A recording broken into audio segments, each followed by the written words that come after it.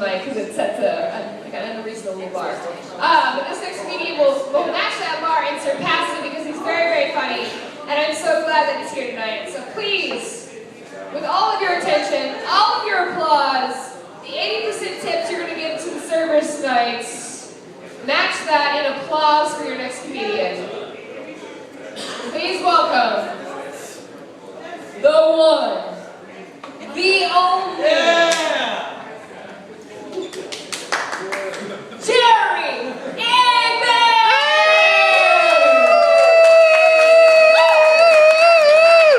There's something on your jeans, on the backside.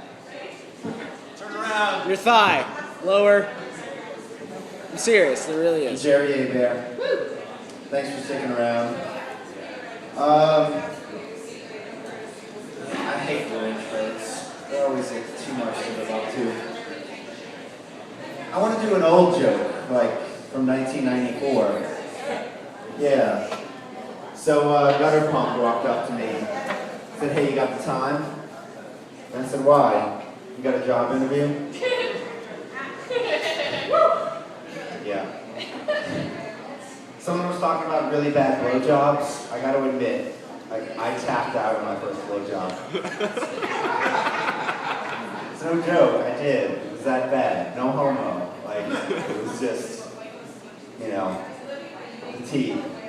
Like, yeah. Is it weird that, so I went on, speaking of no homo, I went on a date with an OkCupid woman recently, and I'm looking at her at dinner, and she's really cute, and we're clicking. And I'm like, oh my God, she really resembles Jamar Hall. But in a feminine way, but I'm just like, but it was fucking with me. I'm like, you sure you don't have any siblings? She's like, no. I'm like, you're half black and half native, and you're from Albuquerque. You sure you don't have any siblings? No. And she's like, what movie would you like to watch? I was like, no homo. I mean, Blue Jasmine. Yeah, that's not a word. Thanks for that. Generous. I think that Deliverance would have been a much more interesting movie had Ned Beatty successfully used a safe word during the rape scene. Yeah. Bar joke. So a lawyer walks into a... No, lawyer doesn't walk into a bar. Guy walks into a bar and says, God damn it, all lawyers are assholes. Thanks, James Morrow. And a guy says, hey, watch your mouth. He said, why? You a lawyer? He said, no, I'm an asshole.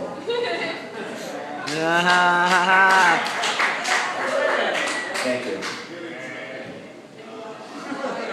Does anyone know where I can buy some fair trade, gluten-free, organically produced personal lubricant? Right here. I'll talk to you after about that. It's like tastes in the realm of public health are getting like really specific, you know? Waving. That was the pageant wave. What's that about? So I work, my day job is an editor. Like that's a true story. And I am on OkCupid, that's also a true story. I see a lot of women on OkCupid who write, message me if you know the difference between your, Y-O-U-R, and your, Y-O-U apostrophe R-E. And I was like, you know what, I'm not, it kind of puts me off. I almost don't want to message you for that. Although I feel a little self-righteous about it because I do know the difference.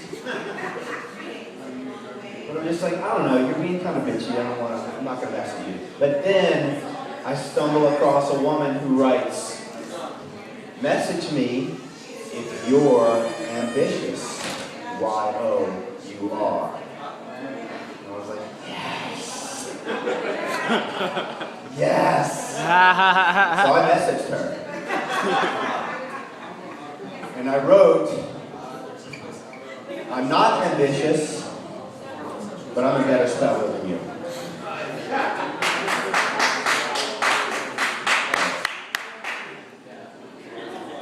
Another woman on OkCupid wrote at the top of her profile, and this is from her perspective, I'm really into little people. Woo! Now, I think you would have thought what I thought. And because I have such reckless abandon with online dating, I just messaged her to say, it reads like you're talking about midgets. Left it at that. She wrote me back immediately and said, I'm a school teacher, and that's what we call children. So yeah, so I'm the asshole.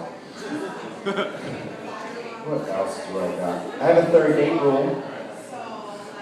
I don't try to kiss until the third date. A little weird, isn't it? Because a woman friend of mine told me, you know what, it could be a good rule, but if you definitely don't kiss by the third date, you seem disinterested.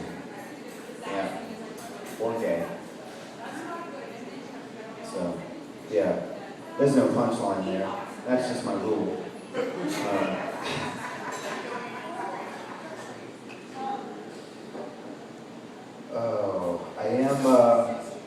I am optimistic about meeting someone eventually, you know, because I was watching Animal Hoarders recently.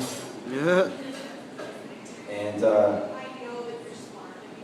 yeah, which is a special, like I need to tell you, but it's like a special edition of the regular Hoarders television show. It focuses on people who have a problem with animals. They had a man on there who, he collected rats. He lived in this huge warehouse apartment, kind of like Flashdance, you know, remember that? But he had hundreds of rats, and it was really sad, because he even admitted, he said, you know what, my wife of 30 years died. I started compulsively, you know, breeding the rats, and I couldn't stop. And waterworks, I miss my wife, can't stop breeding the rats. Cut to a woman who lives in this tiny, cramped, disgusting trailer full of cats. And I just thought, if we could get these two people together, somebody get them together. You know? But no one saw that, except me. Yeah. What else do I have? Do I even have an old joke? James Morrow inspired me. James, he came up with some old jokes tonight. Do I even have one? I'm losing it. Yeah.